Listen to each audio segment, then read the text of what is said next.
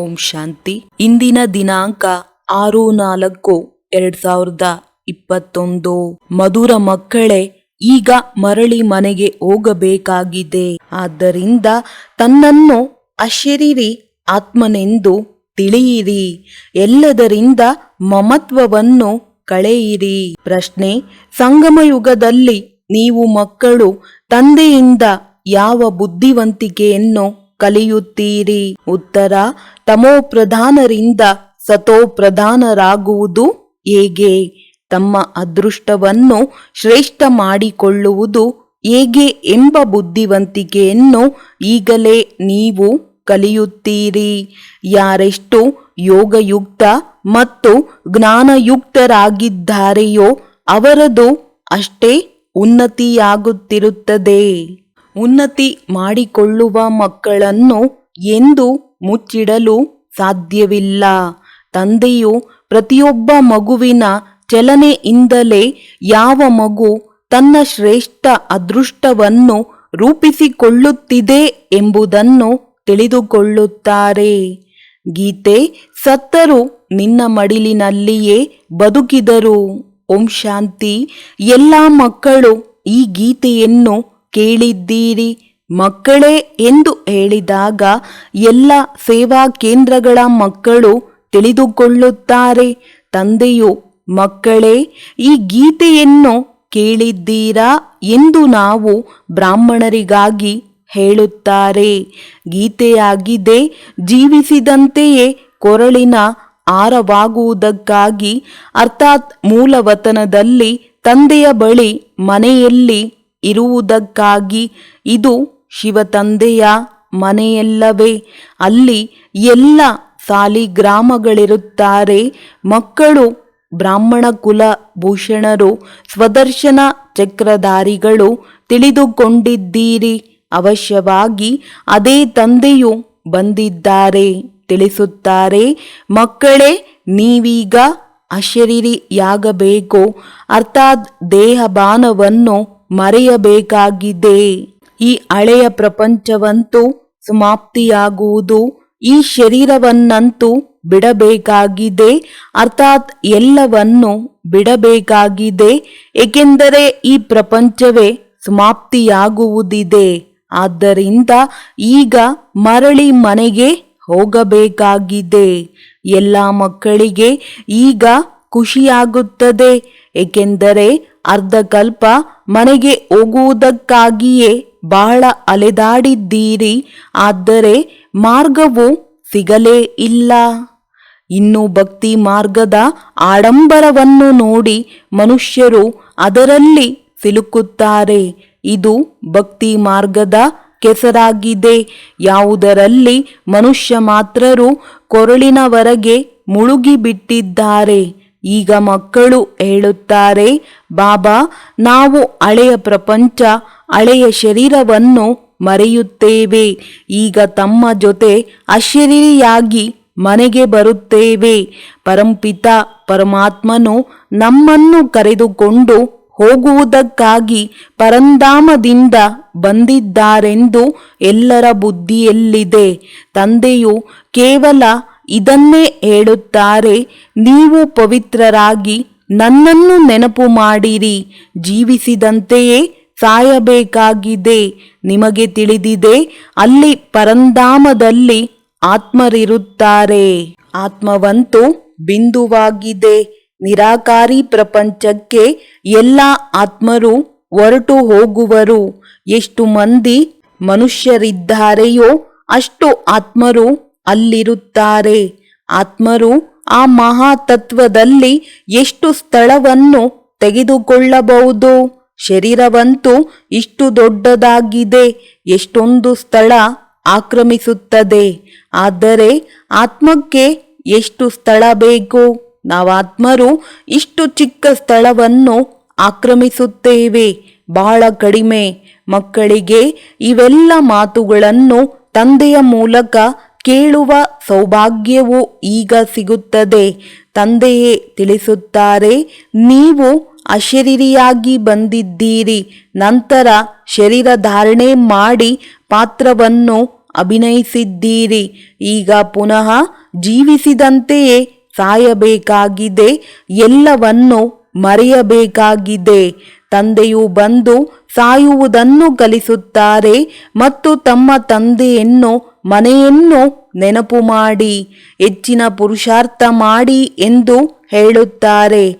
ಯೋಗದಲ್ಲಿ ಇರುವುದರಿಂದ ಪಾಪಗಳು ನಾಶವಾಗುತ್ತದೆ. ನಂತರ ಆತ್ಮವು ತಮೋಪ್ರಧಾನದಿಂದ ಸತೋಪ್ರಧಾನವಾಗಿ ಬಿಡುತ್ತದೆ. ಆದ್ದರಿಂದ ತಂದೆಯು ಸಲಹೆ ನೀಡುತ್ತಾರೆ. ಕಲ್ಪದ ಮೊದಲೂ ಸಹ ತಿಳಿಸಿದ್ದೆನು, ದೇಹದ ಎಲ್ಲ ಸಂಬಂಧಗಳನ್ನು ಬಿಟ್ಟು ನನ್ನೊಬ್ಬನನ್ನೇ ನೆನಪು ಮಾಡಿ. ಎಲ್ಲರ ತಂದೆಯೂ ಅವರೊಬ್ಬರೇ ಅಲ್ಲವೇ? ನೀವು ಪ್ರಜಾಪಿತ ಬ್ರಹ್ಮನ ಮುಖ ವಂಶಾವಳಿ ಮಕ್ಕಳಾಗಿದ್ದೀರಿ. ಜ್ಞಾನವನ್ನು ಪಡೆಯುತ್ತಾ ಇರುತ್ತೀರಿ. ಶಿವನ ಸಂತಾನರಂತೂ ಆಗಿಯೇ ಇದ್ದೀರಿ. ಇದಂತೂ ಎಲ್ಲರಿಗೆ ನಿಶ್ಚಯವಿದೆ. ನಾವು ಭಗವಂತನ ಮಕ್ಕಳಾಗಿದ್ದೇವೆ. ಆದರೆ ಅವರ ನಾಮ, ರೂಪ, ದೇಶ, ಕಾಲವನ್ನು ಮರೆಯುವ ಕಾರಣ ಭಗವಂತನ ಪ್ರತಿ ಯಾರಿಗೂ ಅಷ್ಟೊಂದು ಪ್ರೀತಿ ಇರುವುದಿಲ್ಲ. ಆದರೂ ಸಹ ಯಾರಿಗೂ ದೋಷವರಿಸುವಂತಿಲ್ಲ. ಏಕೆಂದರೆ ಇದು ಸಹ ಡ್ರಾಮಾದಲ್ಲಿ ನಿಗದಿಯಾಗಿದೆ. ತಂದೆಯು ತಿಳಿಸುತ್ತಾರೆ, ನೀವಾತ್ಮರು ಎಷ್ಟು ಚಿಕ್ಕ ಬಿಂದುವಾಗಿದ್ದೀರಿ. ಅದರಲ್ಲಿ 84 ಜನ್ಮಗಳ ಪಾತ್ರವು ನೋಂದಾವಣಿಯಾಗಿದೆ. ಇದು ಎಷ್ಟು ಅದ್ಭುತವಾಗಿದೆ. ಆತ್ಮವು ಹೇಗೆ ಶರೀರವನ್ನು ತೆಗೆದುಕೊಂಡು ಪಾತ್ರವನ್ನು ಅಭಿನಯಿಸುತ್ತದೆ. ಈಗ ನಿಮಗೆ ಬೇಹದ್ದಿನ ಪಾತ್ರದ ಬಗ್ಗೆ ತಿಳಿದಿದೆ. ಈ ಜ್ಞಾನವು ಮತ್ಯಾರಿಗೂ ಇಲ್ಲ. ನೀವು ಸಹ ದೇಹಾಭಿಮಾನಿಗಳಾಗಿದ್ದೀರಿ. ಈಗ ಎಷ್ಟೊಂದು ಪರಿವರ್ತನೆಯಾಗಿದ್ದೀರಿ. ಅದು ಸಹ ಪ್ರತಿಯೊಬ್ಬರ ಅದೃಷ್ಟದ ಮೇಲಿದೆ. ಕಲ್ಪದ ಇಂದಿನ ಅದೃಷ್ಟದ ಸಾಕ್ಷಾತ್ಕಾರವು ಈಗ ಆಗುತ್ತಿದೆ. ಪ್ರಪಂಚದಲ್ಲಿ ಎಷ್ಟೊಂದು ಮಂದಿ ಮನುಷ್ಯರಿದ್ದಾರೆ. ಪ್ರತಿಯೊಬ್ಬರದು ತನ್ನದೇ ಆದ ಅದೃಷ್ಟವಿದೆ. ಯಾರು ಎಂತೆಂತಹ ಕರ್ಮ ಮಾಡಿದ್ದಾರೆಯೋ ಅದರನುಸಾರ ದುಃಖಿ, ಸುಖಿ, ಬಡವ, ಸಾಹುಕಾರರಾಗುತ್ತಾರೆ. ಆತ್ಮವೇ ಆಗುತ್ತದೆ. ಆತ್ಮವು ಹೇಗೆ ಸುಖದಲ್ಲಿ ಬರುತ್ತದೆ, ನಂತರ ದುಃಖದಲ್ಲಿ ಬರುತ್ತದೆ ಎಂಬುದನ್ನು ತಂದೆಯು ತಿಳಿಸುತ್ತಾರೆ. ತಮೋಪ್ರಧಾನರಿಂದ ಸತೋಪ್ರಧಾನರಾಗುವ ಬುದ್ಧಿವಂತಿಕೆಯನ್ನು ಕಲ್ಪದ ಇಂದಿನ ತರಹ ತಂದೆಯೇ ಕಲಿಸುತ್ತಾರೆ. ಯಾರೆಷ್ಟು ಬುದ್ಧಿವಂತಿಕೆಯನ್ನು ಹೊಂದಿದ್ದಾರೆಯೋ ಅಷ್ಟೇ ಈಗ ಪಡೆದುಕೊಳ್ಳುತ್ತಿದ್ದಾರೆ. ಅಂತಿಮದಲ್ಲಿ ಪ್ರತಿಯೊಬ್ಬರ ಅದೃಷ್ಟವೂ ತಿಳಿದು ಬರುತ್ತದೆ. ನಂತರ ಕಲ್ಪಕಲ್ಪವು ಇದೇ ರೀತಿ ಪ್ರತಿಯೊಬ್ಬರ ಅದೃಷ್ಟವಿರುವುದು ಎಂದು ಹೇಳುತ್ತಾರೆ. ಯಾರು ಒಳ್ಳೆಯ ಯೋಗಯುಕ್ತ ಜ್ಞಾನಯುಕ್ತವಾಗಿರುವರೋ ಅವರು ಸರ್ವೀಸನ್ನು ಮಾಡುತ್ತಾ ಇರುವರು. ವಿದ್ಯೆಯಲ್ಲಿ ಸದಾ ಉನ್ನತಿಯಾಗುತ್ತಾ ಇರುತ್ತದೆ. ಕೆಲವು ಮಕ್ಕಳು ಬಹುಬೇಗನೆ ಉನ್ನತಿಯನ್ನು ಪಡೆದುಕೊಳ್ಳುತ್ತಾರೆ. ಇನ್ನು ಕೆಲವರು ಬಹಳ ತಲೆಕೆಡಿಸಿಕೊಳ್ಳುತ್ತಾರೆ. ಇಲ್ಲಿಯೂ ಹಾಗೆಯೇ ಕಲ್ಪದ ಇಂದಿನ ತರಹ ಯಾರ್ಯಾರು ಉನ್ನತಿ ಮಾಡಿಕೊಳ್ಳುವರೋ ಅವರು ಮುಚ್ಚಿಡಲ್ಪಡಲು ಸಾಧ್ಯವಿಲ್ಲ. ತಂದೆಗಂತೂ ಗೊತ್ತಿದೆಯಲ್ಲವೇ, ಎಲ್ಲರ ಸಂಬಂಧವು ಶಿವತಂದೆಯೊಂದಿಗೆ ಇದೆ. ಇವರೂ ಸಹ ಮಕ್ಕಳ ಚಲನೆಯನ್ನು ನೋಡುತ್ತಾ ತಿಳಿದುಕೊಳ್ಳುತ್ತಾರೆ ಮತ್ತು ಶಿವತಂದೆಯೂ ಸಹ ನೋಡುತ್ತಾರೆ. ಬಲೆ ಇವರಿಂದ ಬ್ರಹ್ಮ ಯಾರಾದರೂ ಮುಚ್ಚಿಡಬಹುದು, ಆದರೆ ಶಿವತಂದೆಯಿಂದ ಮುಚ್ಚಿಡಲು ಸಾಧ್ಯವಿಲ್ಲ. ಭಕ್ತಿ ಮಾರ್ಗದಲ್ಲೇ ಪರಮಾತ್ಮನಿಂದ ಮುಚ್ಚಿಡಲಾಗುವುದಿಲ್ಲ ಅಂದ ಮೇಲೆ ಜ್ಞಾನ ಮಾರ್ಗದಲ್ಲಿ ಇದು ಹೇಗೆ ಸಾಧ್ಯ? ತಂದೆಯು ತಿಳಿಸುತ್ತಾ ಇರುತ್ತಾರೆ, ವಿದ್ಯೆಯು ಬಹಳ ಸಹಜವಾಗಿದೆ. ಕರ್ಮವನ್ನು ಮಾಡಬೇಕಾಗಿದೆ. ಮಿತ್ರ ಸಂಬಂಧಿಗಳ ಬಳಿ ಹಳೆಯ ಪ್ರಪಂಚದಲ್ಲಿಯೇ ಇರಬೇಕಾಗಿದೆ. ಅಲ್ಲಿದ್ದು ಪರಿಶ್ರಮ ಪಡಬೇಕಾಗಿದೆ. ಇಲ್ಲಿ ಇದ್ದುಕೊಂಡು ಪುರುಷಾರ್ಥ ಮಾಡುವವರಿಗಿಂತಲೂ ಮನೆಯಲ್ಲಿದ್ದು ಪುರುಷಾರ್ಥ ಮಾಡುವವರೇ ತೀಕ್ಷ್ಣವಾಗಿ ಮುಂದೆ ಹೋಗುತ್ತಾರೆ. ಅಂತಹ ಲಗನ್ ಇದ್ದಾಗ ಮಾತ್ರ. ಶಾಸ್ತ್ರಗಳಲ್ಲಿ ಅರ್ಜುನ ಮತ್ತು ಏಕಲವ್ಯನ ದುಷ್ಟಾಂತವಿದೆಯಲ್ಲವೇ? ಬಲೆ ಏಕಲವ್ಯನು ಹೊರಗಡೆ ಇರುವವನಾಗಿದ್ದನು. ಆದರೆ ಅಭ್ಯಾಸದಿಂದ ಅವನು ಅರ್ಜುನನಿಗಿಂತಲೂ ಬಾಣ ಹೊಡೆಯುವುದರಲ್ಲಿ ಬುದ್ಧಿವಂತನಾಗಿ ಬಿಟ್ಟನು. ಹಾಗೆಯೇ ಗೃಹಸ್ಥ ವ್ಯವಹಾರದಲ್ಲಿದ್ದು ಕಮಲ ಪುಷ್ಪ ಸಮಾನ ಇರಬೇಕಾಗಿದೆ. ಇದನ್ನೂ ಸಹ ನೀವು ದುಷ್ಟಾಂತವನ್ನು ನೋಡುತ್ತೀರಿ. ಗೃಹಸ್ಥ ವ್ಯವಹಾರದಲ್ಲಿದ್ದು ಬಹಳ ಒಳ್ಳೆಯ ಸೇವೆ ಮಾಡುತ್ತಾರೆ. ಅವರು ಹೆಚ್ಚು ವೃದ್ಧಿಯನ್ನು ಹೊಂದುತ್ತಾ ಇರುತ್ತಾರೆ. ಇಲ್ಲಿರುವವರನ್ನೂ ಸಹ ಮಾಯೆಯು ಬಿಡುವುದಿಲ್ಲ. ತಂದೆಯ ಬಳಿ ಬಂದು ಬಿಟ್ಟರೆ ಎಲ್ಲದರಿಂದ ಮುಕ್ತರಾಗಿ ಬಿಡುತ್ತಾರೆ ಎಂದಲ್ಲ. ಪ್ರತಿಯೊಬ್ಬರದು ತಮ್ಮ ತಮ್ಮದೇ ಆದ ಪುರುಷಾರ್ಥವಾಗಿದೆ. ಇಲ್ಲಿರುವವರಿಗಿಂತಲೂ ಗೃಹಸ್ಥ ವ್ಯವಹಾರದಲ್ಲಿರುವವರು ಚೆನ್ನಾಗಿ ಪುರುಷಾರ್ಥ ಮಾಡುವರು. ಬಹಳ ಒಳ್ಳೆಯ ಸಾಹಸವನ್ನು ತೋರಿಸಬಹುದು. ಅಂಥವರಿಗೆ ಮಹಾವೀರರೆಂದು ಹೇಳಲಾಗುತ್ತದೆ. ಯಾರು ಬೇಕಾದರೂ ಗೃಹಸ್ಥ ವ್ಯವಹಾರದಲ್ಲಿದ್ದು ಕಮಲ ಪುಷ್ಪ ಸಮಾನ ಇದ್ದು ತೋರಿಸಿ. ಬಾಬಾ ತಾವಂತೂ ಬಿಟ್ಟಿದ್ದೀರಿ ಎಂದು ಹೇಳುತ್ತಾರೆ. ತಂದೆಯು ತಿಳಿಸುತ್ತಾರೆ, ನಾನೆಲ್ಲಿ ಬಿಟ್ಟಿದ್ದೇನೆ? ನನ್ನನ್ನೇ ಬಿಟ್ಟು ಹೋಗಿದ್ದಾರೆ. ತಂದೆಯಂತೂ ಯಾರನ್ನೂ ಬಿಟ್ಟು ಬರಲಿಲ್ಲ. ಮನೆಗೆ ಇನ್ನೂ ಹೆಚ್ಚು ಮಕ್ಕಳು ಬಂದು ಬಿಟ್ಟರು. ಬಾಕಿ ಕನ್ಯರಿಗಾಗಿ ತಂದೆಯು ತಿಳಿಸುತ್ತಾರೆ, ನೀವು ಈ ಈಶ್ವರಿಯ ಸೇವೆ ಮಾಡಿ. ಇವರೂ ತಂದೆ, ಅವರೂ ತಂದೆಯಾಗಿದ್ದಾರೆ. ಕುಮಾರರೂ ಸಹ ಆದಿಯಲ್ಲಿ ಅನೇಕರು ಬಂದರು, ಆದರೆ ನಡೆಯಲಾಗಲಿಲ್ಲ. ಕನ್ಯೆಯರು ಬಹಳ ಚೆನ್ನಾಗಿ ನಿಲ್ಲುತ್ತಾರೆ. ಕನ್ಯೆ 100 ಮಂದಿ ಬ್ರಾಹ್ಮಣರಿಗಿಂತಲೂ ಉತ್ತಮಳೆಂದು ಹೇಳಲಾಗುತ್ತದೆ. ಅಂದಾಗ ಯಾರು 21 ಕುಲದ ಉದ್ಧಾರ ಮಾಡುವರೋ, ಜ್ಞಾನದ ಬಾಣ ಒಡೆಯುವರೋ ಅವರೇ ಕನ್ಯೆಯರು. ಬಾಕಿ ಯಾರು ಗೃಹಸ್ಥದಲ್ಲಿರುವರೋ ಅವರೂ ಸಹ ಬೀಕೆ ಆದರೂ ಮುಂದೆ ಹೋದಂತೆ ಅವರ ಬಂಧನವು ಸಮಾಪ್ತಿಯಾಗುವುದು. ಸೇವೆಯಂತೂ ಮಾಡಬೇಕಲ್ಲವೇ? ಕೆಲವರು ಸರ್ವೀಸ್ ಮಾಡುವ ಮಕ್ಕಳು ಬಾಪ್ ದಾದಾರವರ ಹೃದಯವನ್ನೇರಿದ್ದಾರೆ. ಅವರು ಸಾವಿರಾರು ಮಂದಿಯ ಕಲ್ಯಾಣ ಮಾಡುತ್ತಿದ್ದಾರೆ.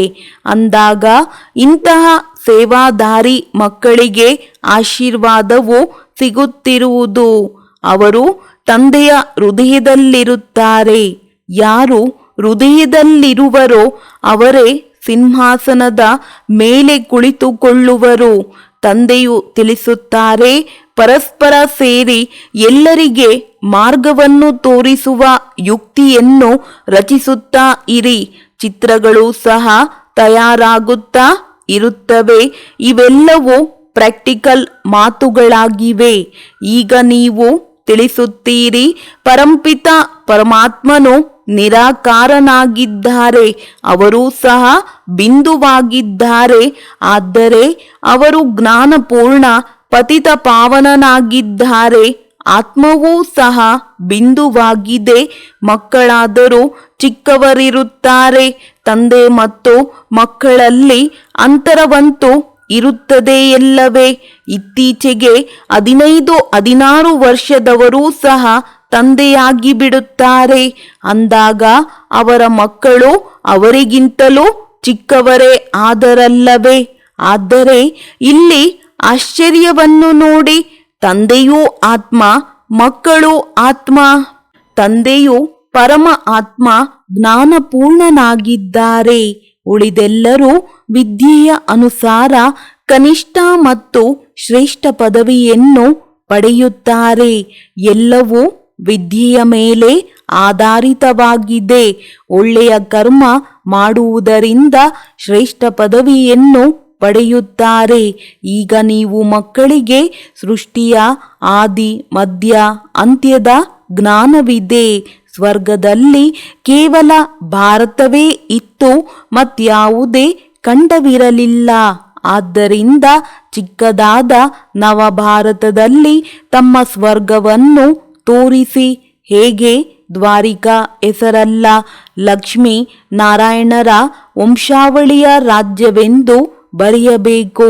ಬುದ್ಧಿಯು ಹೇಳುತ್ತದೆ, ಸತ್ಯಯುಗದಲ್ಲಿ ಮೊದಲು ದೈವಿ ಪರಿವಾರದ ರಾಜ್ಯವಿರುವುದು. ಅವರ ಗ್ರಾಮಗಳಿರುತ್ತವೆ, ಚಿಕ್ಕ ಚಿಕ್ಕ ಶಾಖೆಗಳು ಇರುತ್ತವೆ. ಇದನ್ನು ವಿಚಾರಸಾಗರ ಮಂಥನ ಮಾಡಬೇಕು. ಜೊತೆಗೆ ಶಿವತಂದೆಯೊಂದಿಗೆ ಬುದ್ಧಿಯೋಗವನ್ನಿಡಬೇಕಾಗಿದೆ. ನಾವು ನೆನಪಿನಿಂದಲೇ ರಾಜ್ಯಭಾಗ್ಯವನ್ನು ತೆಗೆದುಕೊಳ್ಳುತ್ತೇವೆ, ನೆನಪಿನಿಂದಲೇ ತುಕ್ಕು ಕಳೆಯುವುದು. ಇದರಲ್ಲಿಯೇ ಎಲ್ಲ ಪರಿಶ್ರಮವಿದೆ. ಕೆಲವರ ಬುದ್ಧಿಯು ಹೊರಗೆ ಅಲೆದಾಡುತ್ತಿರುತ್ತದೆ. ಇಲ್ಲಿ ಕುಳಿತಿದ್ದರೂ ಸಹ ಇಡೀ ಸಮಯ ನೆನಪಿನಲ್ಲಿರುವುದಿಲ್ಲ. ಬುದ್ಧಿಯು ಬೇರೆ ಕಡೆ ಹೋಗುತ್ತಿರುವುದು. ಭಕ್ತಿ ಮಾರ್ಗದಲ್ಲಿಯೂ ಇದೇ ರೀತಿಯಾಗುತ್ತದೆ. ಶ್ರೀಕೃಷ್ಣನ ಭಕ್ತಿ ಮಾಡುತ್ತಾ ಮಾಡುತ್ತಾ ಬುದ್ಧಿಯು ಇನ್ನೊಂದು ಕಡೆ ಹೊರಟು ಹೋಗುತ್ತದೆ. ನೌದ ಭಕ್ತಿ ಮಾಡುವವರು ಸಾಕ್ಷಾತ್ಕಾರಕ್ಕಾಗಿ ಬಹಳ ಪರಿಶ್ರಮ ಪಡುತ್ತಾರೆ. ಕೃಷ್ಣನ ವಿನಃ ಮತ್ಯಾರು ನೆನಪಿಗೆ ಬರಬಾರದೆಂದು ಎಷ್ಟು ಗಂಟೆಗಳವರೆಗೆ ಕುಳಿತುಕೊಳ್ಳುತ್ತಾರೆ. ಬಹಳ ಪರಿಶ್ರಮವಿದೆ. ಇದರಲ್ಲಿ 8ರ ಮಾಲೆ ಮತ್ತು 16,108ರ ಮಾಲೆಯಾಗುತ್ತದೆ. ಅವರಂತೂ ಲಕ್ಷಾಂತರ ಮಣಿಗಳ ಮಾಲೆಯನ್ನು ತೋರಿಸುತ್ತಾರೆ. ಆದರೆ ಜ್ಞಾನ ಮಾರ್ಗದ ಮಾಲೆಯು ಬಹಳ ಅಮೂಲ್ಯವಾಗಿದೆ. ಭಕ್ತಿ ಮಾರ್ಗದ್ದು ಸಸ್ತ ಆಗಿದೆ, ಏಕೆಂದರೆ ಇಲ್ಲಿ ಆತ್ಮಿಕ ಪರಿಶ್ರಮವಿದೆ. ಅವರಂತೂ ಕೃಷ್ಣನನ್ನು ನೋಡಿ ಖುಷಿಯಾಗಿ ನರ್ತನ ಮಾಡುತ್ತಾರೆ. ಭಕ್ತಿ ಮತ್ತು ಜ್ಞಾನದಲ್ಲಿ ರಾತ್ರಿ ಹಗಲಿನ ಅಂತರವಿದೆ. ಅದರಲ್ಲಿ ಕೃಷ್ಣನನ್ನು ನೆನಪು ಮಾಡಿದರೆ ತುಕ್ಕು ಕಳೆಯುವುದು ಎಂದು ಹೇಳುವುದಿಲ್ಲ. ಇಲ್ಲಂತೂ ತಿಳಿಸಲಾಗುತ್ತದೆ, ತಂದೆಯನ್ನು ಎಷ್ಟು ನೆನಪು ಮಾಡುತ್ತೀರೋ ಅಷ್ಟು ಪಾಪ ನಾಶವಾಗುತ್ತದೆ. ನೀವು ಮಕ್ಕಳು ಈಗ ಯೋಗ ಬಲದಿಂದ ವಿಶ್ವದ ಮಾಲೀಕರಾಗುತ್ತೀರಿ. ಇದು ಯಾರಿಗೂ ಸ್ವಪ್ನದಲ್ಲಿಯೂ ವಿಚಾರವಿರುವುದಿಲ್ಲ. ಲಕ್ಷ್ಮೀ ನಾರಾಯಣರು ಯುದ್ಧ ಇತ್ಯಾದಿಗಳನ್ನು ಮಾಡಲಿಲ್ಲ ಅಂದ ಮೇಲೆ ವಿಶ್ವದ ಮಾಲೀಕರು ಹೇಗಾದರು? ಇದನ್ನು ನೀವು ಮಕ್ಕಳೇ ತಿಳಿದುಕೊಂಡಿದ್ದೀರಿ. ತಂದೆಯು ತಿಳಿಸುತ್ತಾರೆ, ಯೋಗ ಬಲದಿಂದ ನಿಮಗೆ ರಾಜ್ಯ ಭಾಗ್ಯ ಸಿಗುವುದು. ಆದರೆ ಅದೃಷ್ಟದಲ್ಲಿಲ್ಲದಿದ್ದರೆ ಪುರುಷಾರ್ಥವನ್ನೇ ಮಾಡುವುದಿಲ್ಲ, ಸೇವಾದಾರಿಗಳಾಗುವುದಿಲ್ಲ. ಹೀಗೀಗೆ ಪ್ರದರ್ಶನಿ ಮಾಡಿ ಎಂದು ತಂದೆಯು ಸಲಹೆಯನ್ನು ನೀಡುತ್ತಿರುತ್ತಾರೆ. ಕೊನೆ ಪಕ್ಷ 150-200 ಪ್ರದರ್ಶನಿಗಳನ್ನು ಒಂದೇ ದಿನದಲ್ಲಿ ಇಡಬೇಕು. ಹಳ್ಳಿಗಳಲ್ಲಿ ಸುತ್ತಾಡಿದ್ದೀರಿ. ಎಷ್ಟು ಸೇವಾ ಕೇಂದ್ರಗಳೋ ಅಷ್ಟು ಪ್ರದರ್ಶನಿಗಳು. ಒಂದೊಂದು ಸೇವಾ ಕೇಂದ್ರದಲ್ಲಿಯೂ ಪ್ರದರ್ಶನಿಯನ್ನಿಟ್ಟಾಗ ತಿಳಿಸಲು ಸಹಜವಾಗುವುದು. ದಿನ ಪ್ರತಿದಿನ ಸೇವಾ ಕೇಂದ್ರಗಳು ದೊಡ್ಡದಾಗುತ್ತಾ ಹೋಗುತ್ತವೆ. ಅದರಲ್ಲಿ ಚಿತ್ರ ಇತ್ಯಾದಿಗಳನ್ನು ಹಾಕಬಹುದು. ಚಿತ್ರಗಳ ಅನ್ವೇಷಣೆಯು ನಡೆಯುತ್ತಿರುತ್ತದೆ. ವೈಕುಂಠದ ಚಿತ್ರವನ್ನು ಬಹಳ ಸುಂದರ ಮೆಹಲುಗಳಿಂದ ಕೂಡಿರುವ ಭಾರತದ ದೃಶ್ಯವನ್ನು ಮಾಡಿಸಬೇಕು. ಮುಂದೆ ಹೋದಂತೆ ತಿಳಿಸುವುದಕ್ಕಾಗಿ ಬಹಳ ಒಳ್ಳೊಳ್ಳೆಯ ಚಿತ್ರಗಳು ತಯಾರಾಗುತ್ತಾ ಹೋಗುತ್ತವೆ. ವಾನಪ್ರಸ್ಥ ಸ್ಥಿತಿಯವರು ನಡೆದಾಡುತ್ತಾ ತಿರುಗಾಡುತ್ತಲೂ ಸೇವೆ ಮಾಡುತ್ತೀರಿ. ಯಾರ ಭಾಗ್ಯವು ಉದಯವಾಗುವುದೋ ಅವರು ಬಂದೇ ಬರುತ್ತಾರೆ. ಕೆಲವು ಮಕ್ಕಳು ಕುಕರ್ಮ ಮಾಡಿ ತಮ್ಮ ಮರ್ಯಾದೆಯನ್ನು ಕಳೆದುಕೊಳ್ಳುತ್ತಾರೆ ಅಂದಾಗ ಅವರು ಯಜ್ಞದ ಮರ್ಯಾದೆಯನ್ನು ಕಳೆಯುತ್ತಾರೆಂದರ್ಥ. ಎಂತಹ ಚಲನೆಯೋ ಅಂತಹ ಪದವಿ. ಯಾರು ಅನೇಕರಿಗೆ ಸುಖ ಕೊಡುವರೋ ಅವರ ಹೆಸರನ್ನು ಗಾಯನ ಮಾಡಲಾಗುತ್ತದೆಯಲ್ಲವೇ? ಈಗ ಸರ್ವಗುಣಗಳಲ್ಲಿ ಸಂಪನ್ನರಂತೂ ಆಗಿಲ್ಲ ಅಲ್ಲವೇ? ಕೆಲವರು ಬಹಳ ಚೆನ್ನಾಗಿ ಸರ್ವಿಸ್ ಮಾಡುತ್ತಿದ್ದಾರೆ. ಅಂಥವರ ಹೆಸರನ್ನು ಕೇಳಿ ತಂದೆಯು ಬಹಳ ಖುಷಿ ಪಡುತ್ತಾರೆ. ಸೇವಾದಾರಿ ಮಕ್ಕಳನ್ನು ನೋಡಿ ತಂದೆಯು ಖುಷಿ ಪಡುವರಲ್ಲವೇ? ಸರ್ವೀಸಿನಲ್ಲಿ ಒಳ್ಳೆಯ ಪರಿಶ್ರಮ ಪಡುತ್ತಿರುತ್ತಾರೆ. ಸೇವಾ ಕೇಂದ್ರಗಳನ್ನು ತೆರೆಯುತ್ತಿರುತ್ತಾರೆ. ಇದರಿಂದ ಸಾವಿರಾರು ಮಂದಿಯ ಕಲ್ಯಾಣವಾಗುವುದು. ಅವರ ಮೂಲಕ ಮತ್ತೆ ಅನೇಕರು ವೃದ್ಧಿಯಾಗುತ್ತಾ ಹೋಗುವರು. ಸಂಪೂರ್ಣರಂತೂ ಯಾರೂ ಆಗಿಲ್ಲ. ಒಂದಲ್ಲ ಒಂದು ತಪ್ಪುಗಳು ಆಗುತ್ತಿರುತ್ತವೆ. ಮಾಯೆಯು ಬಿಡುವುದಿಲ್ಲ. ಎಷ್ಟು ಸರ್ವಿಸ್ ಮಾಡಿ ತಮ್ಮ ಉನ್ನತಿ ಮಾಡಿಕೊಳ್ಳುವಿರೋ ಅಷ್ಟೇ ಹೃದಯವನ್ನೇರುತ್ತೀರಿ, ಅಷ್ಟೇ ಶ್ರೇಷ್ಠ ಪದವಿಯನ್ನು ಪಡೆಯುತ್ತೀರಿ. ಮತ್ತೆ ಕಲ್ಪಕಲ್ಪವೂ ಇಂತಹ ಪದವಿಯೇ ಆಗುವುದು. ಶಿವತಂದೆಯಿಂದ ಯಾರೂ ಮುಚ್ಚಿಡಲು ಸಾಧ್ಯವಿಲ್ಲ. ಅಂತಿಮದಲ್ಲಿ ಪ್ರತಿಯೊಬ್ಬರಿಗೆ ತಮ್ಮ ಕರ್ಮಗಳ ಸಾಕ್ಷಾತ್ಕಾರವಾಗುತ್ತದೆ. ಆದರೆ ಏನೂ ಮಾಡಲು ಸಾಧ್ಯ? ಬಿಕ್ಕಿ ಬಿಕ್ಕಿ ಅಳಬೇಕಾಗುವುದು. ಆದ್ದರಿಂದ ತಂದೆಯು ತಿಳಿಸುತ್ತಿರುತ್ತಾರೆ, ಮಕ್ಕಳೇ, ಅಂತ್ಯದಲ್ಲಿ ಶಿಕ್ಷೆಗೆ ಭಾಗಿಯಾಗುವ ಪಶ್ಚಾತ್ತಾಪ ಪಡುವಂತಹ ಯಾವುದೇ ಕರ್ಮವನ್ನು ಈಗ ಮಾಡಬೇಡಿ. ಆದರೆ ಎಷ್ಟಾದರೂ ತಿಳಿಸಿ, ಅದೃಷ್ಟದಲ್ಲಿ ಇಲ್ಲದಿದ್ದರೆ ಅಂಥವರು ಪುರುಷಾರ್ಥ ಮಾಡುವುದೇ ಇಲ್ಲ. ಈಗಿನ ಮನುಷ್ಯರಂತೂ ತಂದೆಯನ್ನು ಅರಿತುಕೊಂಡಿಲ್ಲ. ಭಗವಂತನನ್ನು ನೆನಪು ಮಾಡುತ್ತಾರೆ, ಆದರೆ ತಿಳಿದುಕೊಂಡಿಲ್ಲ. ಅವರ ಮಾತನ್ನು ಪಾಲಿಸುವುದಿಲ್ಲ. ಈಗ ಆ ಬೇಹದ್ದಿನ ತಂದೆಯಿಂದ ನಿಮಗೆ ಸೆಕೆಂಡಿನಲ್ಲಿ ಸತ್ಯಯುಗಿ ಸ್ವರಾಜ್ಯದ ಆಸ್ತಿಯು ಸಿಗುತ್ತದೆ. ಶಿವತಂದೆಯ ಹೆಸರನ್ನು ಎಲ್ಲರೂ ಇಷ್ಟಪಡುತ್ತಾರಲ್ಲವೇ? ಮಕ್ಕಳಿಗೆ ತಿಳಿದಿದೆ, ಆ ಬೇಹದ್ದಿನ ತಂದೆಯಿಂದ ಸ್ವರ್ಗದ ಆಸ್ತಿಯು ಸಿಗುತ್ತಿದೆ. ಒಳ್ಳೆಯದು. ಮಧುರಾತಿ ಮಧುರ ಅಗಲಿ ಹೋಗಿ ಮರಳಿ ಸಿಕ್ಕಿರುವ ಮಕ್ಕಳ ಪ್ರತಿ ಮಾತ್ಪಿತಾ ಬಾಪ್ತಾದರವರ ನೆನಪು, ಪ್ರೀತಿ ಹಾಗೂ ಸುಪ್ರಭಾತ. ಆತ್ಮಿಕ ಮಕ್ಕಳಿಗೆ ಆತ್ಮಿಕ ತಂದೆಯ ನಮಸ್ತೆ. ಧಾರಣೆಗಾಗಿ ಮುಖ್ಯ ಸಾರ. ತನ್ನ ಚಲನೆಯಿಂದ ತಂದೆ ಹಾಗೂ ಯಜ್ಞದ ಹೆಸರನ್ನು ಪ್ರಖ್ಯಾತಗೊಳಿಸಬೇಕಾಗಿದೆ. ತಂದೆಯ ಗೌರವ ಕಳೆಯುವಂತಹ ಯಾವುದೇ ಕರ್ಮ ಮಾಡಬಾರದು. ಸರ್ವೀಸಿನಿಂದ ತಮ್ಮ ಭಾಗ್ಯವನ್ನು ತಾವೇ ರೂಪಿಸಿಕೊಳ್ಳಬೇಕಾಗಿದೆ. ತಂದೆಯ ಸಮಾನ ಕಲ್ಯಾಣಕಾರಿಗಳಾಗಿ ಸರ್ವರ ಆಶೀರ್ವಾದಗಳನ್ನು ಪಡೆದುಕೊಂಡು ಮುಂದೆ ಹೋಗಬೇಕಾಗಿದೆ. ಗೃಹಸ್ಥ ವ್ಯವಹಾರದಲ್ಲಿದ್ದು ಕಮಲ ಪುಷ್ಪ ಸಮಾನರಾಗಿರುವ ಒಳ್ಳೆಯ ಸಾಹಸವನ್ನು, ಶೌರ್ಯ ತೋರಿಸಬೇಕಾಗಿದೆ. ವರದಾನ: ಸಹಯೋಗದ ಮೂಲಕ ಸ್ವಯಂವನ್ನು ಸಹಜ ಯೋಗಿಯನ್ನಾಗಿ ಮಾಡಿಕೊಳ್ಳುವಂತಹ ನಿರಂತರ ಯೋಗಿ ಭವ. ಸಂಗಮ ಯುಗದಲ್ಲಿ ತಂದೆಯವರ ಸಹಯೋಗಿ ಆಗುವುದೇ ಸಹಜ ಯೋಗಿ ಆಗುವ ವಿಧಿಯಾಗಿದೆ. ಯಾರ ಪ್ರತಿ ಸಂಕಲ್ಪ, ಶಬ್ದ ಹಾಗೂ ಕರ್ಮವು ತಂದೆಯ ಅಥವಾ ತಮ್ಮ ರಾಜ್ಯದ ಸ್ಥಾಪನೆಯ ಕರ್ತವ್ಯದಲ್ಲಿ ಸಹಯೋಗಿ ಆಗಿರುವುದೋ ಅವರಿಗೆ ಜ್ಞಾನಿ, ಯೋಗಿ ಆತ್ಮರು ಹಾಗೂ ಸತ್ಯ ಸೇವಾಧಾರಿ ಎಂದು ಹೇಳಲಾಗುತ್ತದೆ. ಮನಸ್ಸಿನಿಂದ ಆಗದಿದ್ದರೆ ತನುವಿನಿಂದ, ತನುವಿನಿಂದ ಆಗದಿದ್ದರೆ ಧನದಿಂದ, ಧನದಿಂದಲೂ ಆಗದಿದ್ದರೆ ಯಾವುದರಲ್ಲಿ ಸಹಯೋಗಿ ಆಗಬಹುದೋ ಅದರಲ್ಲಿಯೇ ಸಹಯೋಗಿ ಆಗಿರಿ. ಇದು ಸಹ ಯೋಗ ಆಗಿದೆ. ಯಾವಾಗ ತಾವು ತಂದೆಯ ಮಕ್ಕಳೇ ಆಗಿದ್ದೀರಿ ಅಂದ ಮೇಲೆ ತಂದೆ ಹಾಗೂ ತಾವು ಮೂರನೆಯವರೇ ಇಲ್ಲ. ಇದರಿಂದ ನಿರಂತರ ಯೋಗಿ ಆಗಿಬಿಡುವಿರಿ. ಸ್ಲೋಗನ್: ಸಂಗಮದಲ್ಲಿ ಸಹನೆ ಮಾಡುವುದು ಅರ್ಥಾತ್ ಸಾಯುವುದೇ ಸ್ವರ್ಗದ ರಾಜ್ಯವನ್ನು ತೆಗೆದುಕೊಳ್ಳುವುದು. ಒಳ್ಳೆಯದು. ಓಂ ಶಾಂತಿ.